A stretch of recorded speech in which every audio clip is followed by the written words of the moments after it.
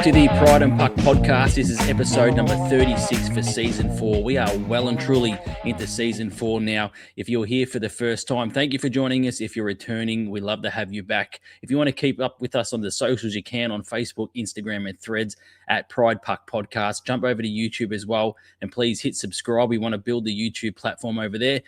We recently just ticked over 1,200 followers as well on Instagram. So I just want to thank everyone who's jumped over to Instagram and hit the follow button.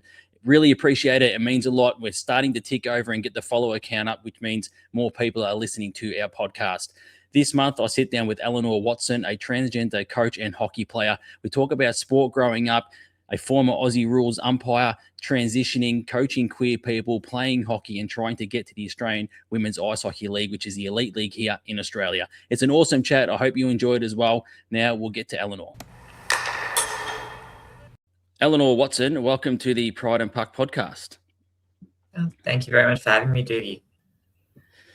It's really cool to have you on. It's funny, I sort of laughed to myself a little bit earlier when I was thinking about you jumping on, because I had Darcy Green on for the first episode of this month, who was my coach for Div 10 last season, and now I've got you on for this season, and you are my Div 9 coach, which we'll get into a little bit later on. So I'm ticking off the coaches early on. Yeah, look, next season you'll probably have Shelley start. So. Yeah, so I'll just keep going through the coaches of Southern Lights and getting them on the podcast. I was thinking as well when I thought about that, just while on the topic of coaching, you are coach of my Div 9 team this winter. Why did you want to start coaching hockey? Is there something that sort of stood out to you, I suppose, in terms of why you wanted to jump into that seat? Well, I guess it was mostly, it was more the Southern Lights than it was actually coaching. So because I'd been out of the Southern Lights for a few years with my playing going a bit higher than what the Southern Lights have to offer, I kind of lost that connection a bit with the Southern Lights, and I wanted to get back in contact with them. So I'd heard through the grapevine a little bit that the season 9 coach before me wasn't doing the best job, and some of the players weren't particularly happy with them. So I reached out to Shelley and said, hey, why not? So I guess that's kind of it. I mean, it was more a case of wanting to get back in touch with the Southern Lights. But then, once I started doing it, I'm like, geez, I don't know when I'm going to stop this. So it's been a bit of an adventure that I didn't think I'd maybe enjoy quite so much. I thought of it more as just, to get reconnected with the community that I'd otherwise sort of stepped out of for, completely reasonable reasons. I wanted to continue to stay in contact with them. So that's why I got into coaching in the first place. Had you coached any sort of level of sport before hockey? No. I hadn't. I've played a lot of different sport all around the place, and I've definitely kind of taken, leadership roles in some of the sport that I've played, but I've never actually been a coach before I started coaching the Southern Lights. I have done the coaching accreditation through AWIHL, but I sort of just did that because why not? I guess it'd be interesting to learn, and something that you need to have an accredited coach on the bench for AWIHL, regardless of who's actually coaching. So I did that, and then a couple of weeks later, I put the call out to Shelley and said, "Hey, are you looking for a coach? I'm kind of interested." Yeah, that's really cool. And also, obviously, people know by now that Southern Lights is an inclusive queer hockey club. Is there anything that you find coaching, I suppose, or something that's special to you in terms of coaching queer people? Because obviously we get a lot of, especially in Div 10 that I've been playing, is a lot of people that are totally fresh to hockey. They're queer people, never played sport before, some of them. Do you find any challenges or anything special when you're coaching queer people in particular? Well, I mean, it's hard to sort of make that comparison because I've never coached not queer people. But one of the things that I do absolutely love about it is when I walk into the change room before a game, the makeup of the players in the room, you've got, more than 50% are women or women identifying. it's just like you're not walking into a room of men, which is, every other sport that I've played. Even though it's a mixed team, you end up with 90% of the team being men. So something that I've definitely enjoyed with the Southern Lights is walking into that change room, and it's just a complete mixed array of different gender identities in the room. And I do, in sort of maybe not specifically a coaching context, but I feel like queer people are more likely to listen to me to sort of being directed on something to do. So that's definitely something that I've liked about the Southern Lights and coaching there specifically. Before we came on as well, you did mention to me you've got a bachelor in arts, majoring in criminology and politics. And it's always, I always think of these things, and I'm not sure if it's just the way my brain works, but I've asked different guests before when they've come on with their background. Is there anything in your background in that area that you take into dealing with people, I suppose, when you're coaching, or not at all? I mean, to some extent, part of the degree that I did, like, it might sound, criminology, that's all about, crime and whatnot, but it was really a lot about just like the sociology of people and how people interact with the world. And doing it as criminology, it leans itself to, the way that people interact with the world in a criminal sense. But there was a lot of what we did that was really just about the way that people interact with society and with each other.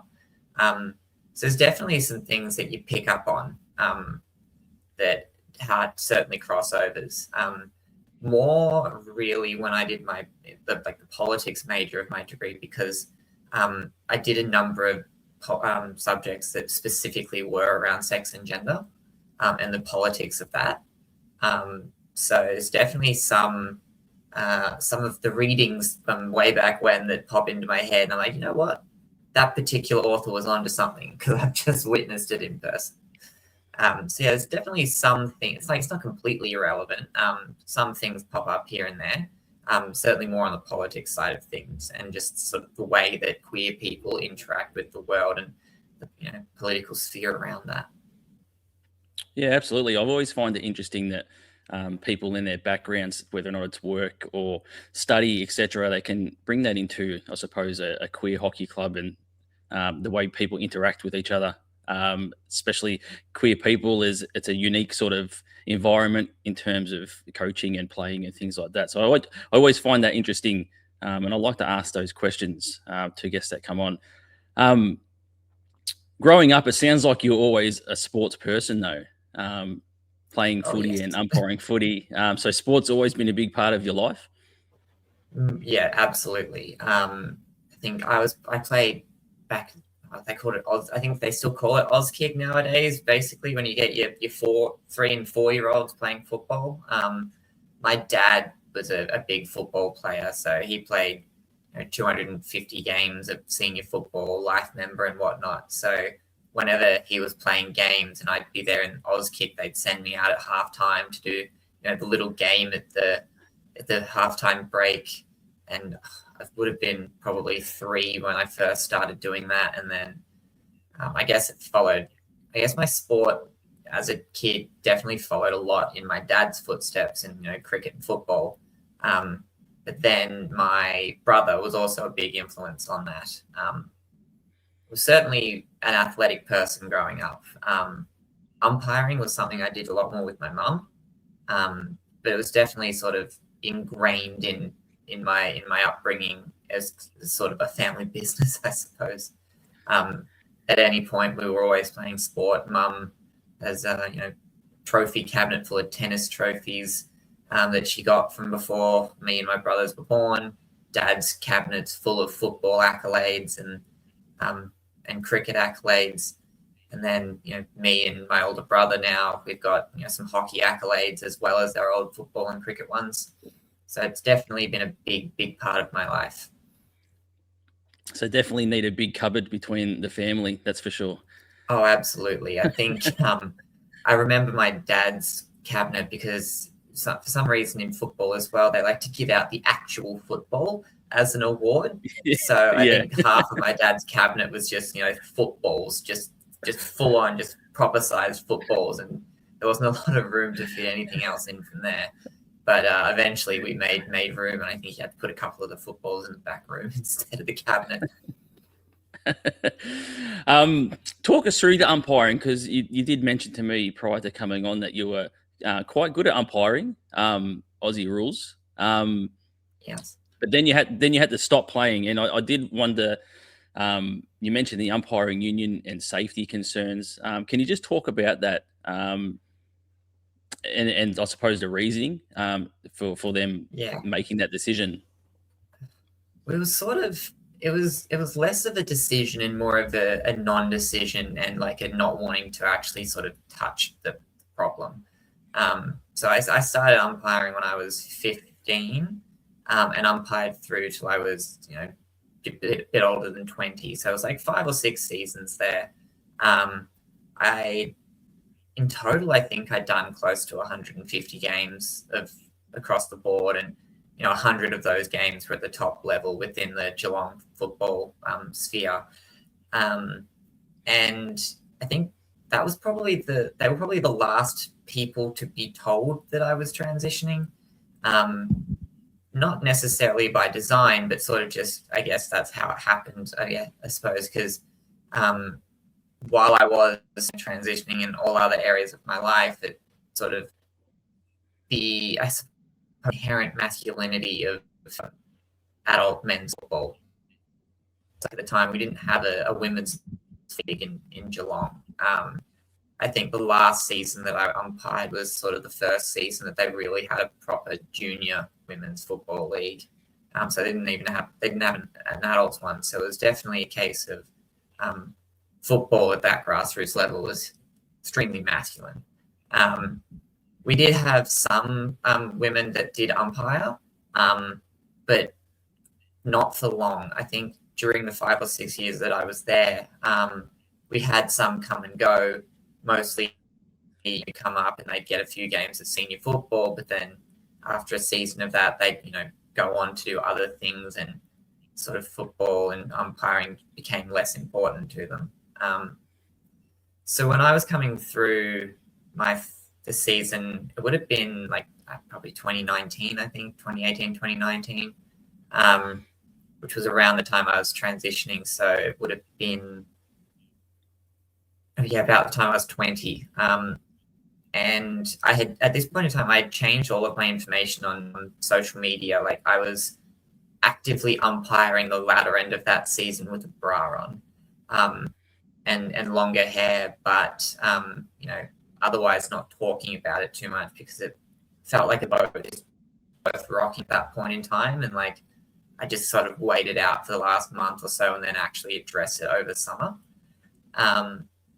So then over that next summer period ahead of the next season, I reached out to the umpires union. So when I say the union, it's the actual organization that deals with the umpires in Geelong is the GFUL, which is the Geelong Football Umpires League, which the umpires themselves would often just interchange that to say the umpires union. So it's not so much a union in the sense that we know workers' unions to be. I guess it was more of a union in just the case that everyone that umpired was part of that cohort, and we sort of managed ourselves. We weren't necessarily beholden to the people that were in charge of the football leagues. I reached out to a couple of times and just explained my situation a bit. Hey, I'm an umpire. This is the information that I used to go by. I now go by this. I do want to umpire again, but I just want to talk to the executives about safety measures. And the first response to the email I got from that was almost like the person that emailed back didn't even read the whole message. And they responded to me as if I was a brand new person that was interested in umpiring for the first time. And like the default email back I got was, come down for, try out session, blah, blah, blah. And I had to go back with them and say, no, I've been doing this for like 6 years. How do you not recognize at the very least, recognize my old name? Like there's I was at presentation nights. My name's on the board for like achievements, and it very much felt like the person that responded to that just didn't pay any attention at all to the full contents of the email. So I tried again to message back to that in that format, and I kind of just got a blank nothing, no response. So I ended up then reaching out directly to one of the executives that I did know a bit more personally, and who had me on Facebook, was aware of the situation. And I asked him, and he said that he would table it for like a committee meeting just to see. But then ultimately I didn't hear anything back from that either. So my mum, who was an umpire, and she still is an umpire, she also then made steps to try and contact her umpire coaches to at least get the conversation discussed. But in the end, just sort of nothing happened, despite the efforts that my mum and myself went to try and get someone to talk about it. And like, my concerns were, it's like, I mean, you always, as an umpire, especially back then when it was, there was less of an emphasis on, abuse of an umpire. This was before there were players that were getting suspended for abusing umpires. So you definitely got abuse back then. And being, I suppose, a bit more of an effeminate person before I transitioned, you'd get people on the side of the field or on the bench, because like I said, I had long hair towards the last season I played. They shout out abuse. Oh, if you cut your hair, you would have been able to see that one, or just general comments that were sort of in relation to my appearance, which wouldn't have had any gender connotations necessarily to it. There might have been an element of homophobia involved, but not explicit.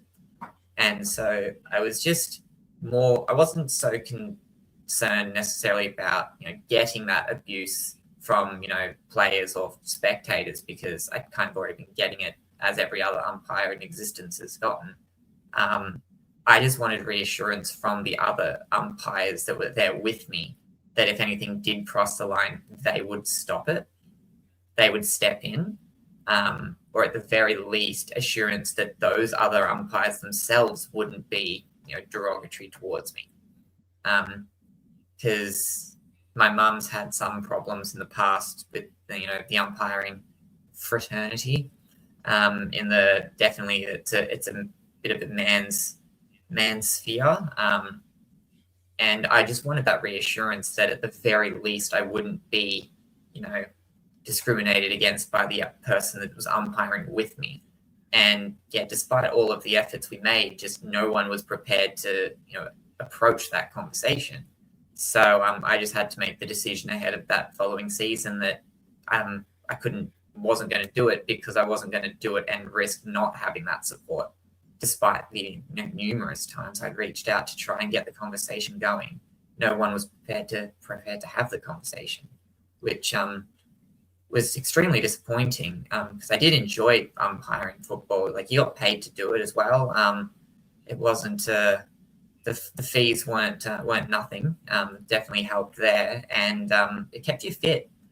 Because I spend I'd run 15 Ks a Saturday afternoon umpiring and football.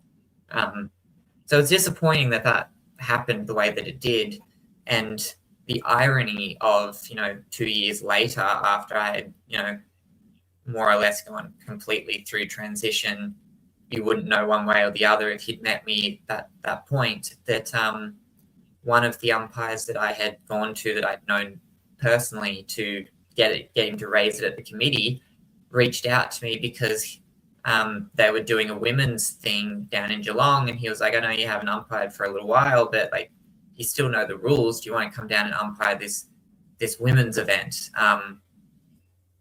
And at this point in time, I had moved to Melbourne, so it wasn't really that feasible. But the irony of they didn't want to talk about it when it was taboo, but now that it's been talked about more, and there is actually a women's league, that now they actually then wanted to have the discussion because it was, maybe socially advantageous of them, because I don't think, because you need 3 field umpires for a game of football, and I don't think they had 3 women that were umpiring with them at that point in time, so they've tried to reach out to me. So the irony of they wanted to talk about it when it suited them, but not when I needed them to talk about it. So that was incredibly disappointing. And so, yeah, I haven't umpired since then, which is a shame because I still enjoy football very much. I'm still very much on top of the rules, and it was while it wasn't so much a big inclusive space, there were definitely a half dozen or more umpires that were really, really good friends. And we were trying our best to get more hiring.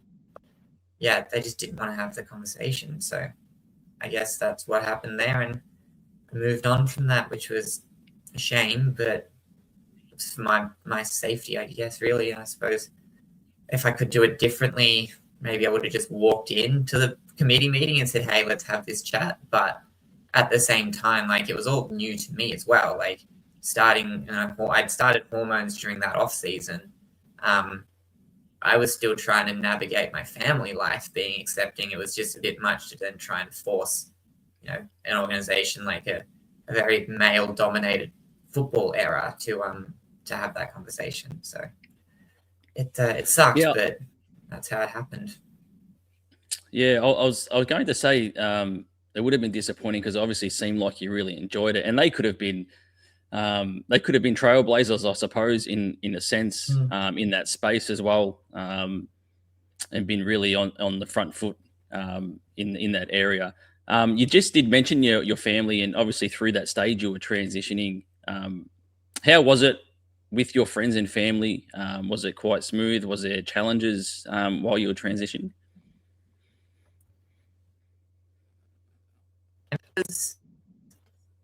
I'd say it was a smooth, but it was definitely a windy road. So, I mean, there were a lot of points in which things happened, but it was, I suppose, there wasn't any huge difficulties while I was transitioning. There were some significant family difficulties a couple years later when a particular family member actually told me what they really thought, which up until then they hadn't. So it took mum was the first family member that I told, and that kind of came about a bit nonchalantly, really, because I didn't know just how to broach it with her. I kind of having a conversation with her on the couch about something completely different. It's just kind of going, well, what if I did want to be a woman? Would that be such a problem? Kind of the way that the conversation went. And she kind of sat back and thought to herself quite intently for a few minutes and went, no, I suppose it wouldn't be a problem. Do you actually want that? And that's when I kind of said, well, yeah, I do. And she's like, huh, okay then. And I mean, that happened, it was kind of like that. It wasn't a case of me just sitting mum down and saying, hey, I think I'm trans, I want to transition. It kind of came about of a bit of a conversation. It must have been based on something we'd seen on TV or was watching on TV at the time.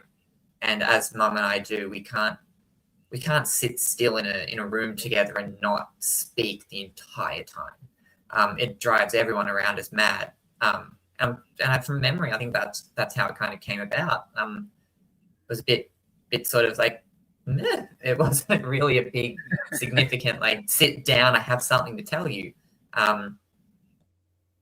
That came more with my grandparents, which my grandmother, bless her, was the most sweetest and incredible, I think, family ally that I could have hoped for. And when I transitioned, she was late 70s and Catholic, which I didn't expect to come from everyone in my family. I didn't expect my grandma to be the most, I wouldn't say most accepting, but the least questioning. like she kind of just accepted it as, well, this is fact now. Whereas everyone else started wanting to ask me questions. She just flat out went, okay, well, this is the new reality. So moving on. She really didn't ask any questions, which I thought was incredibly amazing. And one of my fondest memories of my grandma was of everyone in my family, she was the first one to ever refer to me as like a daughter/sister.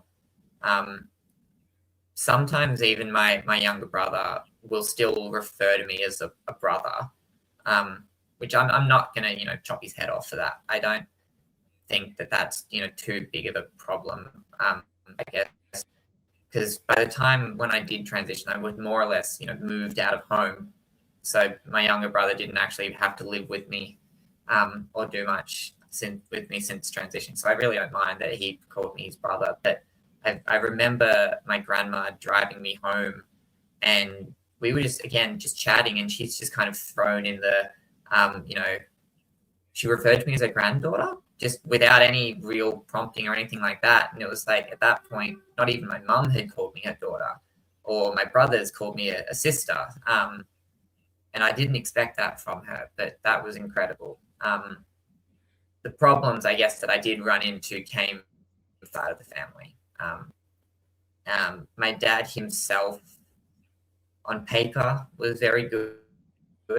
His wife was not, and so there's definitely that side of my family that has largely had the door closed behind them because they just, problems happened, and then I kind of I tried to help with solutions, but it wasn't going anywhere. So ultimately I've just closed that door. And I do speak to my dad on occasion, but only if he sort of initiates that conversation. And even then I sort of basically say, well, you know what you need if you wanted to have me back in your life, and if you're not going to do it, well, then it's not really my problem, because I'm perfectly content without you around. So it's your loss, not mine. But otherwise, my family as a whole are on top of it, minus my dad and his wife. It took a little bit of convincing at the place that I worked at the time. A few too many times I had to yell at my colleagues. But sometimes yelling at your colleagues is really refreshing. So eventually they got the memo. I suppose there's no playbook, is there, to all this? There's no sort of, each case is different, and every person is different, and how they navigate telling family and friends, and it can be very challenging. And unfortunately for a lot of queer people and trans people, there is that potential of losing family members through the whole process, which is, I suppose, deep down is sad, but you've got to do what's good for you and your mental health and your life, and keep moving forward. You started playing hockey when you were 14. Yes. You were introduced to it by your brother. And of all the positions that you started playing hockey, goalie is the position that's for you. Yes. Do you look back on that and go, that was the right choice? I'm a goalie, or do you look back on it sometimes and think, I wish I had have played as an out player? I guess it's a bit of a, to paraphrase, does one become a goalie, or does one have being a goalie thrust upon them? When it came to my brother getting me into it in the first place, like, he got me into it on the perspective of, like, my team needs a goalie, you're a spare body. Let me pay for you to play, and you can borrow the rink's loaner gear, which was at the time too big. I was wearing a pair of, I wasn't even wearing proper inline skates. I was wearing a pair of, like, I suppose your outdoor roller skates that had the big chunky stopper on the heel. And I was playing in, like goalie equipment with those skates on, which was just so not very easy to do at all. I remember, so, like, the way that the inline rink set up in Geelong was, they had, split divisions. They had what they called soft puck and what they called hard puck. I suppose hard puck is probably more akin to like a street hockey puck, whereas a soft puck is literally, it's squishy. It's got like the little air thing on the top, and you can squeeze the air in and out of it. And so a lot of people don't even wear proper protective gear for that. So I did play as a goalie for, I think, two seasons, and then I thought I ended up moving up a division above where my brother was playing. So I thought, well, let's play as a skater in the lower division to play with him again. And I did that for a season. My biggest claim to fame in that is Ash Aparicio, who plays for the Melbourne Ice Women's. It was her family that owns the rink in Geelong. And so my skating claim to fame is that I managed to score on her when she was playing as a goalie 10 years ago in a fill-in game in a low division, because the goalie, just because she was there, because she ran the rink, the goalie on that team didn't turn up. So she's like, well, I may as well. And so that's my claim to fame, is that I managed to get a goal in on her. It's the only goal I've ever scored as a skater. But I think from there, because I knew a lot of people that played as a goalie and as a skater, and I suppose today I still say the same thing. It's like, I feel, to me, it's hard to do both really well, like to be like great at both. You can do both well, but like you kind of have to pick one or the other. And I would say the same as well with goalies and that do sort of inline hockey versus ice hockey. It's like you can be good at both, but you're going to struggle to be great at both because of just the way that they're different. So after that season of playing as a skater, I kind of definitely fell back into being a goalie full time. Bought my first set of brand new pads, the old Reeboks when they still existed as hockey manufacturers. Back when Lefebvre, who is the mastermind behind True ice hockey pads, when he first well, as far as I was aware, first known, he was working at Reebok. So I had a pair of pads that people were, gushing over. And 6 years later, I didn't realize that I had those pads because I hadn't paid any attention to see the big Lefebvre logo on the side of the pads. So they were the old Kerry Crawford specs from back when he was playing in Chicago, I think it was, during the Stanley Cup era, 2015, something like that. So I guess when it came to that, when I was still living at home, not working full time, you kind of can only afford to pick one or the other. And I picked goalie, and I have absolutely no regrets whatsoever. Because I played as a skater at CCM tournament last year in November for the Southern Lights in the rookie division, because why not? And while it was fun, it definitely, being a goalie is what I'm going to do. It was, people are going to look at a goalie and say, are you absolutely crazy? And the short answer is yes. But the long answer is I really enjoy the thrill and the excitement of being that player that shuts the back door, just closes the defense. When the team, when we're getting peppered on the ice, and I'm the one that's standing there and not letting anything in, it's such an adrenaline rush to be able to do that, which is more than I was able to experience as a skater. So while I might pop my skating gear on from time to time for tournaments here and there, it's not something that I'm going to be trying to get into ongoing, because being a goalie is just far too much fun.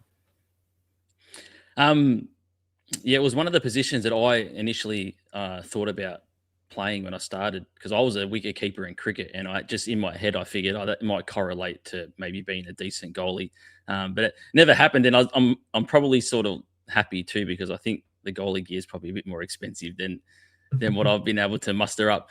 But you play the position well. COVID hit the world and basically shut down just about everything in its path through that time.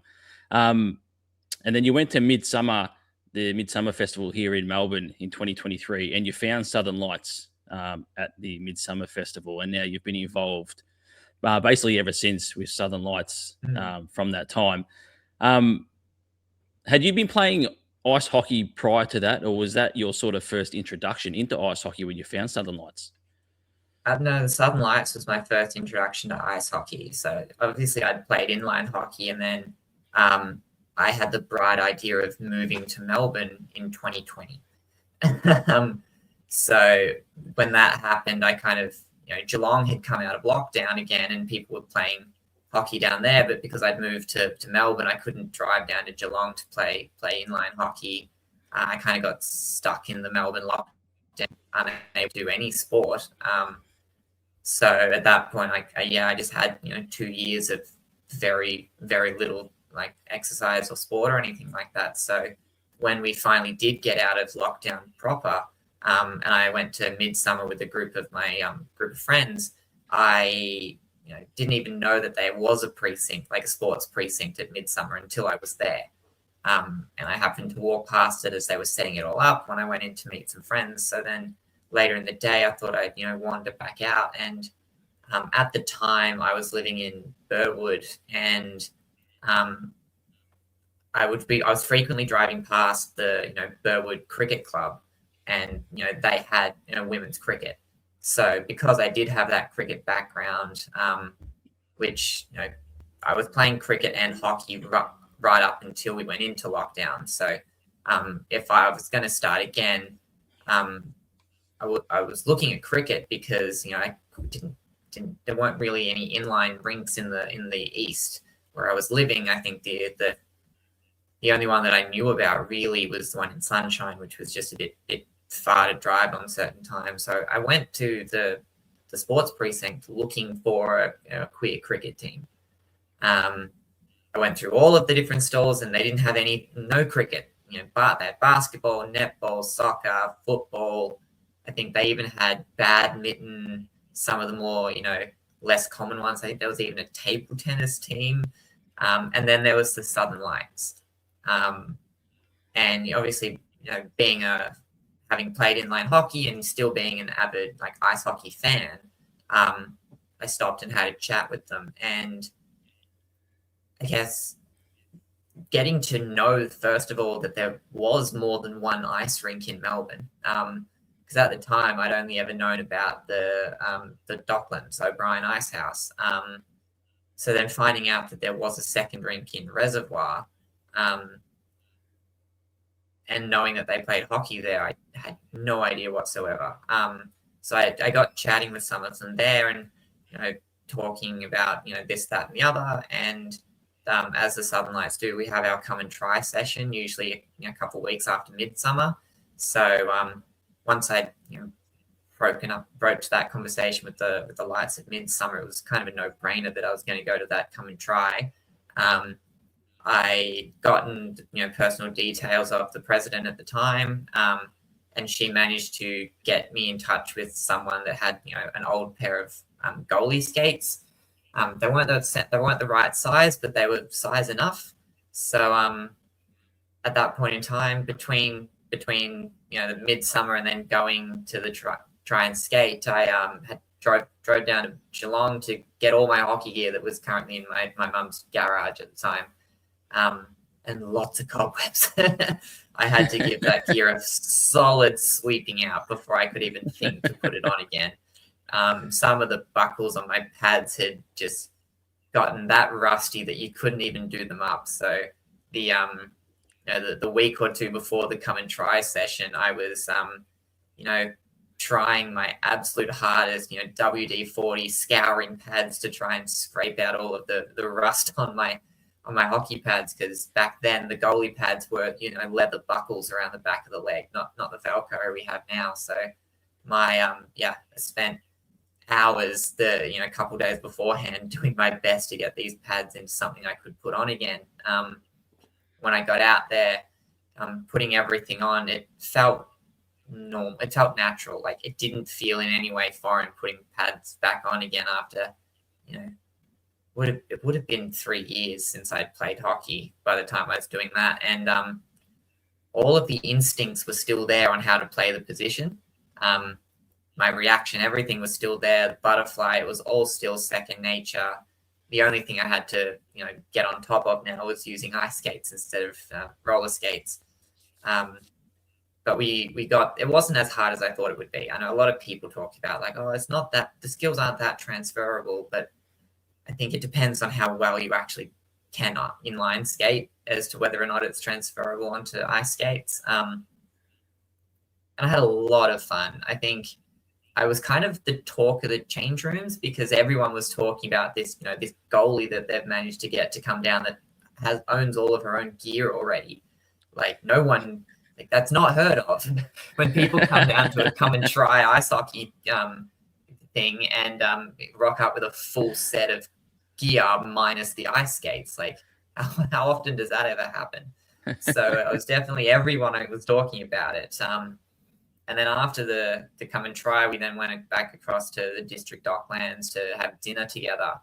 And before I'd even ordered my dinner, the president came past me and said, so round one starts on this date. You'll be in this team. Is that good for you? And I'm like, absolutely it is. She didn't even ask me. So she didn't even ask like, are you in? Do you want to play? She just told me when the season started and which team I'd be playing in, which was incredible. It's like once they get you, they don't let you go. That's for sure. And it's one of the biggest benefits of the Southern Lights is that the retention of players that we get, it's almost impossible to get new players in because no one wants to leave. It's the kind of club that once you're in, you're never leaving again, which is why I wanted to come back as a coach, like I spoke about before. And then, so got that gig with the Southern Lights. And it was around the time that when we were still using the old division format. And it was, I think I was going to be playing what they called C1 division, which is the equivalent, I would say, of, 8, maybe Div 8, probably the equivalent. And I played the final 3 games of the summer season there because the goalie was overseas on holidays. First ever game of ice hockey, 36 shots, 3 goals against, which wasn't too bad. And the management of the rink contacted the Lights and said, oh, who's this new player you've got? We've never seen her before. They kind of explained who I was, and they said, well, are you planning on playing her in this division next season? And the Lights were like, yeah, she is. That's why we got her to fill in. And then that's when the rink said, no, if you want her to play, she needs to play in the next division up. And that was after one game of ice hockey, and the rink said, no, up you go. So when I did actually come in proper, full on the rostered team for the Lights, I'd gone straight up to what they called B4 at the time, which you would say was, division 6 to 7. And then played 2 seasons there with the Lights and loved it. Still a lot of faces that are still around the Southern Lights, probably half the team that I played with back then is still around. So I got to see a lot of them at Queer Clash over the weekend. And then from there, played 2 seasons with the Lights. And then unfortunately, when they redid the division structure, the Lights weren't able to get a team in the higher divisions. So I had to move onwards from there. And eventually I've landed in what feels like a pretty permanent gig in Division 3 with the Empire Hockey Club, which has been so much fun. I get to wear a Darth Vader hockey jersey. It's great. It seems like a bit of a theme that people changing or going to clubs because of the jerseys. They like the jerseys. I've heard that a few times. Yeah. I mean, all the skaters wear the Stormtrooper jerseys, and then I'm Darth Vader. It's so much fun. In 2023, you mentioned that you had your big break in the CCM tournament with the Perth Quackers, and you won gold last year. Yes. How was that winning gold? But also you mentioned to me that Ice HQ had actually outed you as a trans person, and it made you think about inclusiveness in hockey. And I suppose we all want to think about where we play and environments we play in and being inclusive. But it's not always the case. And there are challenges across the journey for each person. I suppose talk about winning the gold and also talk about, I suppose, your feelings in terms of inclusiveness and hockey after hearing that. Well, I feel like when we won the gold last year, it was the third time I'd been in the team. It was the third time that Perth team had come over for CCM. And it really just did feel like, I suppose, like the natural ending to the 3-year fight, because the first year we played, we lost the bronze medal game in a shootout. The second year we played, we won the bronze medal game in a shootout. And then the third year we went all the way. And so I guess the roller coaster from the year before when we lost in the first final was just gut wrenching. Like, I think it was probably the first time I'd ever just cried after a game of hockey, because it was just so devastating to lose that game, because we'd gone into that final having finished on the top of the standings after the round robin. So that was, just absolute heartbreak for the team as a whole. So when it came to last season, when we rebranded as the West Coast Honey Badgers, and we got it, it felt like it was 3 years worth of hard work that finally paid off. And then, because for the most part as well, at least half the team had been the same team since the first time. So it was definitely, it felt like it was, it was our turn. We'd worked really hard for three tournaments now. And when we finally got it, it was just incredible. And the party afterwards went long into the night. The way that, because I often, once I got that WA jersey, I started wearing it to scrimmages and training sessions. And because I was still fairly new to hockey in Melbourne, a lot of people thought I was from WA. And I just didn't correct them, because it was easier to say yes than it was to go through the 7 steps of why I played for WA. The reason being why I played for WA is because I didn't know that the CCM tournament existed at the time, and it is a little bit of a problem when it comes to women's ice hockey in Victoria. At the very least, it's sort of like you've got to be in the know to know, and it can be quite hard to get yourself in. And because a lot of the teams, they manage themselves at these tournaments. There's no EOIs or anything that go out. They're all just self-managed. So it was about 6 weeks before the tournament in 2023. I'd only been playing on ice for a season and a half. And about 6 weeks before the tournament, I got a message from the managers of the hockey managers at ISHQ, who just said, this tournament's coming up in November. There's a team from Perth that are coming, but they don't have a goalie secured, and they can't commit to the whole team if they don't know about having a goalie. So they reached out to the rink and said, can you source us a local goalie? And if you can, then we'll definitely come. So they reached out to me. From what I was told at the time, it was basically because I was the only, Melbourne goalie, the only, woman goalie in Melbourne at ISHQ that was good enough to play that hadn't been picked on a list. So they asked me, joined into that, and everything was I suppose fine. I guess it was at that point was the first time I'd actually played in a women's only hockey team, which was had so many positive feelings all in one. Just being in a change room with only women, where no one's necessarily hiding in the corner to get changed because there's men in the room.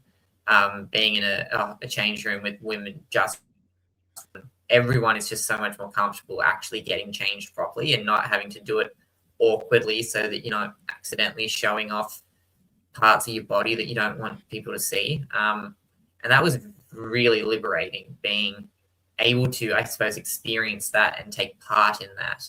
was something I'd never actually done before in a locker room setting. And everything in that tournament went well. And it wasn't until the following year when I went to New Zealand to play in a tournament over there with, half of the team that I played the Quokkas with. And we'd gone out for the night before. Most of us were flying home, a little intoxicated. One thing went to the next. And the captain of the Quokkas, who was there with us in New Zealand, said, I've known for this whole time and it had never been a problem with me. I was like, well, how did you know? And that's when she said, oh, well, the coach told me.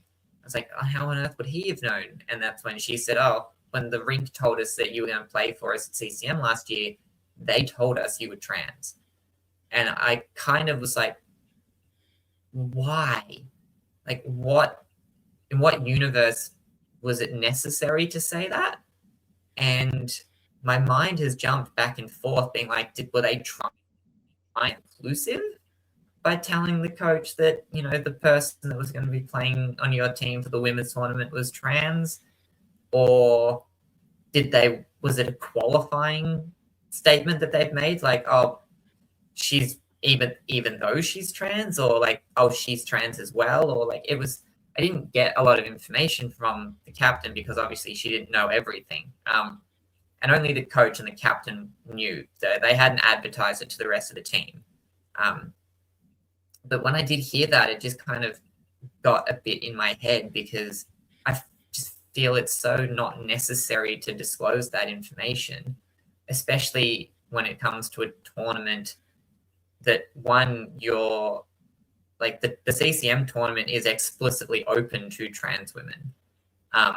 It's not like you have to qualify X, Y, Z hurdles the way that a lot of women's sport does at the moment, including the AWIHL, where you actually have to submit blood tests to prove that your hormone levels are at a certain thing to play as a trans woman. Like none of that was relevant in CCM. So it really just blew my mind as to why the rink thought it necessary to tell. And so that's like kind of got me a bit annoyed. But then on the other hand, the fact that a lot of some of the players in that team did know and it did not factor into their mind whatsoever was like the wholesome side of the WTF moment. It was like, why on earth did the rink feel it necessary to say this? But also you all knew and I didn't know that you knew, but you didn't treat me any other way. Nothing was different. So I guess that was the heartwarming part of the situation. And that group of women, I've been very good friends with ever since. We've been to New Zealand together twice. We played in CCM together twice. We're going to New Zealand again in a couple of months. So that point with the rink of getting me into that team has opened so many hockey doors for me. It just was a bit of a bad taste in the mouth afterwards when I found out that they did feel it necessary to tell. But then it also got me thinking, did they know? Did they guess? Did they see me on social media? Or did the Southern Lights tell them? How did the rink know themselves in the first place? Which opened a lot of questions that I don't think I'll ever get answers to.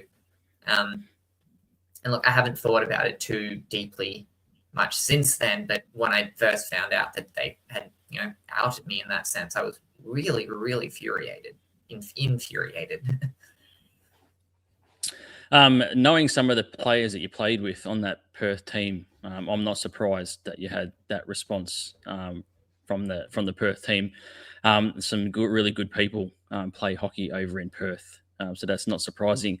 It is interesting though that someone did tell them that. It's I'm not sure if they just felt it was like an innocent thing, but it's interesting that they needed to almost give them a heads up for whatever reason, which wasn't really necessary.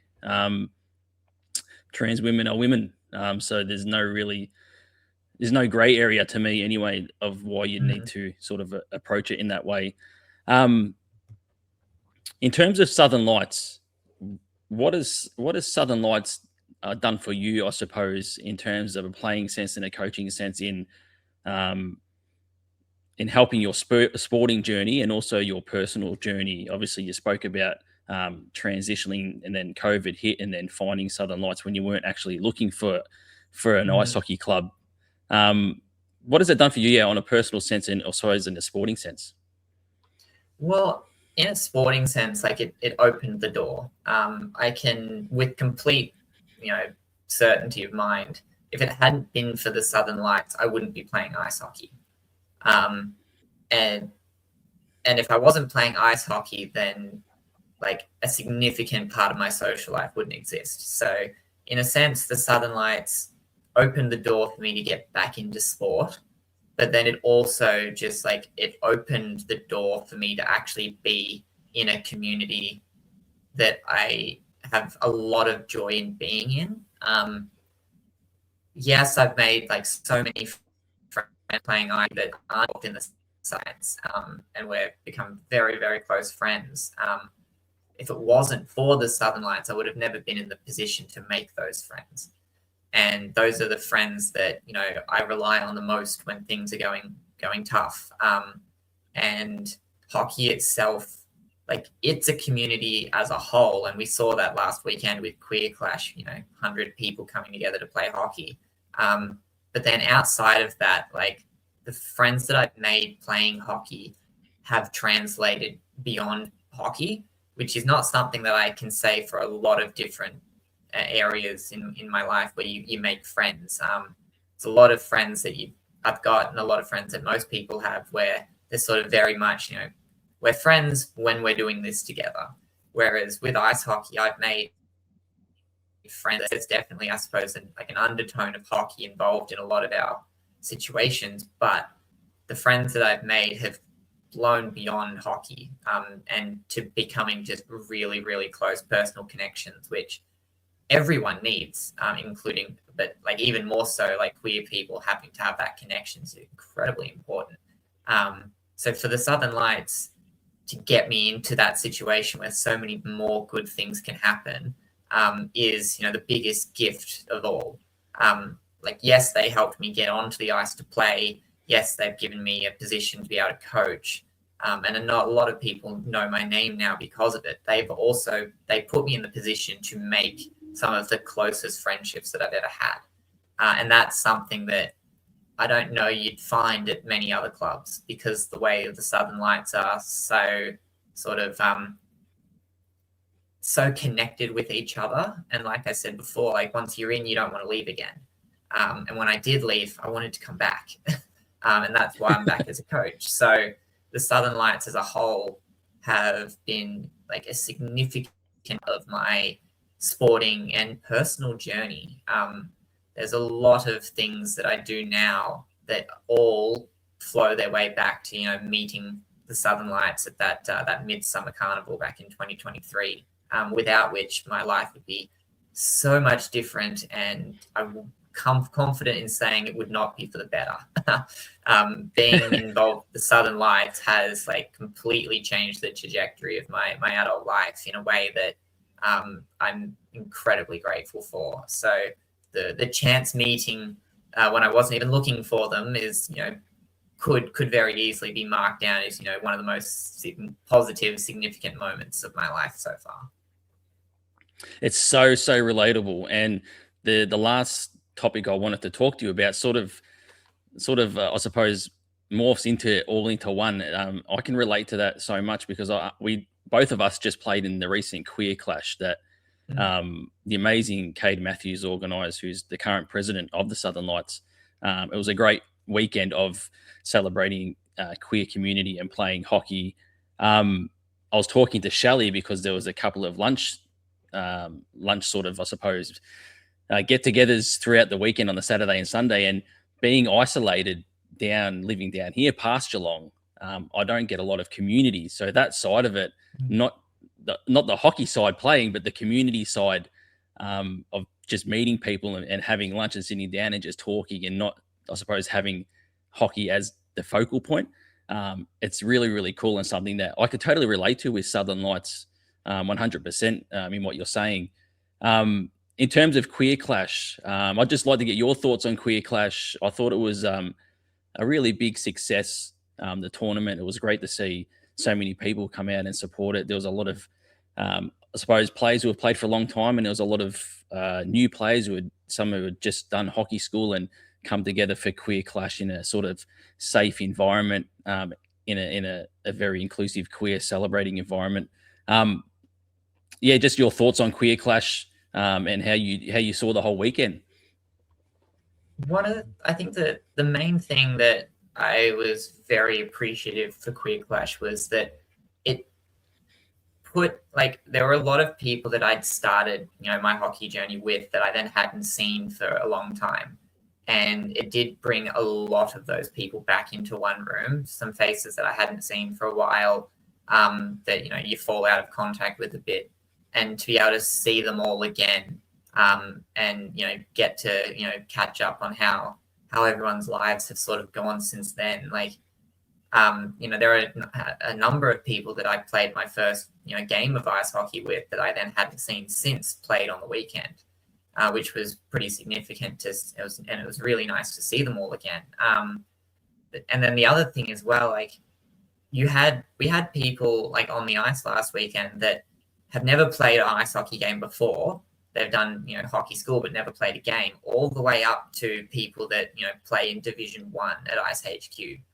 So to have such a wide array of, skill all want to come down for this tournament, as well as people from interstate, which was incredible to see. Have all of those different skill levels come together, and to see people that, I know myself that they're not queer, but that they are allies, seeing them turn up kind of did solidify the fact to me that they're not just, an accepting third party, they are an ally, and they wanted to come down and support this, even though they are not themselves queer. Was really great to see. And hats off to whoever did design those jerseys. I don't know if it was Cade, but those jerseys look pretty good. And I did like the way that I thought it was such a creative genius to have the jerseys all represent a different pride flag. I was like, I wouldn't have thought to do that. You could have paid me and I wouldn't have thought about doing it like that. So it was incredible to see the way that, some of the brains in the background were working on just some of the smaller details of this tournament that made a pretty significant positive impact. So overall, I think it was definitely a good weekend. I'll be interested to see, what comes about, that or similar style events in the future, and whether they keep going. I hope it's not a one-off, because, as a queer person, one-off in moments of, visibility and solidarity tend to be forgotten pretty quickly if they're not followed up by, consistent and persistent support for that community. So I know Cade put a lot of time and effort into this, and he's going to take a couple of weeks or a month or so to wind back down from it.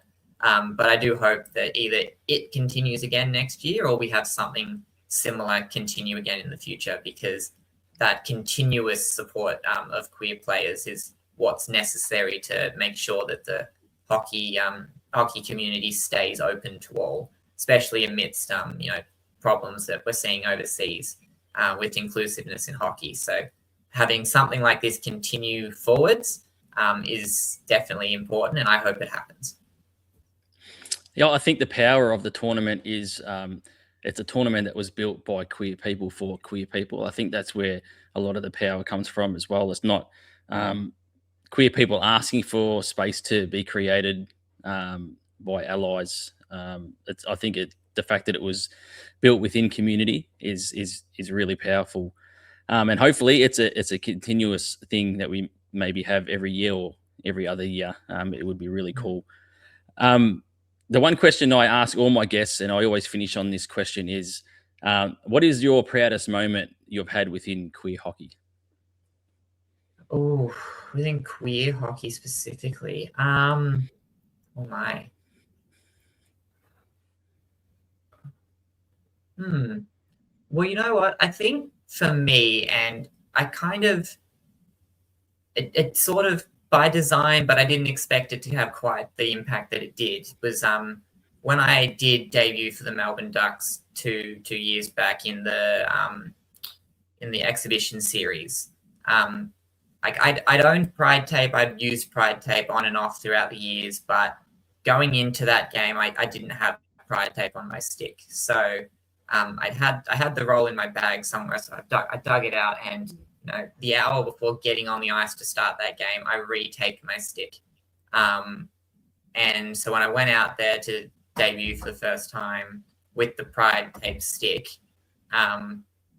it got a lot of positive reception. But I think for me, the important of that, and I mean, because obviously you also, saw that and you asked me to do a little bit of a video for it. But the thing that, for the one thing that made me feel really, really happy in my decision and proud of my decision to do that was there was a in the stand, and standing, in the back corner where our team had, did the warm up on the ice, and I only saw it later on because I think Ice HQ shared it on their Instagram story because that person tagged Ice HQ. They themselves were a queer person, and it was their first ever game of hockey that they'd gone to watch, and they had taken a photo of me during the warm up with the Pride tape, put it on their Instagram story, and made a comment about it. And then that got shared by Ice HQ. And then I managed to see that, get in contact with that person. And the fact that when I put that tape on, I did it for the point of, if only one person sees this and benefits from it, then it was worth the 20 minutes to tape the stick beforehand. And one person did see it, and one person did benefit from it. So for me, that decision on the day to retape my stick before the game, on the chance of, if only one, it was enough. And to see that there was that at least one, and that person themselves said it was enough to make them feel like they were welcome to continue to come and watch ice hockey. So for me, that's got to be my proudest moment in queer hockey, was to go out there on the ice, to represent the Ducks on a larger scale, and have someone that had never watched hockey before come and watch that game, see that tape, and decide that they were welcome to come and watch us again. That has got to be the moment that, for me, I'm most proud of when it comes to queer ice hockey. Yeah, the power of visibility. It's really, really strong. And we had Jeff McLean on in the end of 2025, one of the co-founders of Pride Tape, and Jeff mentioned on this podcast that their aim was to help one person. So when you're talking about, if it can only help one person, it's a job well done. That's exactly how Jeff and the people at Pride Tape approached launching Pride Tape and running Pride Tape. If they can help one person, then they've done a job well done. You're just talking about the Ducks, and I'll quickly wrap up with this, because I haven't mentioned the Ducks yet, but you were a part of the Melbourne Ducks exhibition series prior to them entering the Australian Women's Ice Hockey League. What was it like stepping into that environment as a trans person after playing hockey for so long? The environment within the Ducks and in the Australian Women's Ice Hockey League, it does seem to be very inclusive. They seem to be sort of on the forefront of inclusiveness for hockey here. What was it like stepping into the Ducks locker room, into that environment? I suppose another level up as they're trying to get into the league. What was that experience like? Well, I mean, as a trans person, at no point did they actually really notice or care that much, really. I mean, if they knew I was, then that was good for them. If they didn't, it wasn't really a sticking point in the slightest. I guess I did have the luxury of being on that team with a leader, Jack Witz, who's also another trans player. So if there had been, some, I suppose, learning curves required, I guess they'd happened before I'd come into the team. So when I got there was, no issue with it whatsoever. And because I suppose I had the chance to play on a women's team up and prior to that point, would it be weird to say it felt like home? Being in the locker room with just women only, it felt like somewhere that, you wanted to be. They didn't care if they noticed, they didn't care. And you're right, in terms of the the AWIHL, it has been quite an inclusive situation. There have been other trans players in the past, and that play for other teams as well. So it really it didn't feel any different to just going into a change room. It wasn't any different to the experiences that I've had in women's change rooms or women's teams up until then. Obviously, it was a step up in skill, but it was a step that I grabbed by the horns because I knew I could get to it. And then being able to have that game where I came out in the last period and then starting a game later on in the season, the series was, all the more rewarding. Women's sport always seems to be a really, really good place, good environment. That's why I enjoy being involved in it in terms of that inclusiveness. It seems to be a level above in that regard in terms of the men's side of sport. What's next on the horizon for Eleanor Watson? Ooh, so, I mean, I'm going back to New Zealand again to play in that tournament that I spoke about earlier. We won the tournament last year, so we're going to go back and try and defend our title. And for me, going forward in Victoria, well, I've just been traded in IHV from the Monarchs to the Sharks. So I'm going to be playing the next division up for the Sharks going forward for winter in IHV. And I'm still going to be fighting to get a spot, a regular spot on one of the AWIHL rosters, whether that's with the Ducks or with Melbourne Ice. You'll see me at all of the tryouts for both of those teams, doing everything I can to get myself back out on that ice on the national stage, because that's where I know I am good enough to get to. It's just a matter of when, not if. So those are the cards that are currently in play this year for me. That's great to hear. It's great to hear. I look forward to seeing you out there for the tryouts for the AWIHL season and also IHV as well. It's really, really exciting. Eleanor Watson, my coach for Div 9, and as of recording, we have our first game tomorrow. So I'll see you tomorrow. Very exciting. This will probably go out. This will go out after the fact, but we are playing tomorrow, our first game. My hockey coach, and now I can say a podcast guest as well. It's been really cool to have you on to have a bit of a chat about your life story and growing up in Geelong and transitioning and finding hockey and Southern Lights and a few of the challenges that go along the way across your journey through sport and life. So I really appreciate you jumping on and giving up your time. Thank you very much, Doogie. It's been a pleasure. We are the Pride and Puck podcast. We'll be back soon for another episode. This is episode 36 with Eleanor. So until then, we'll talk to you next time. Ciao.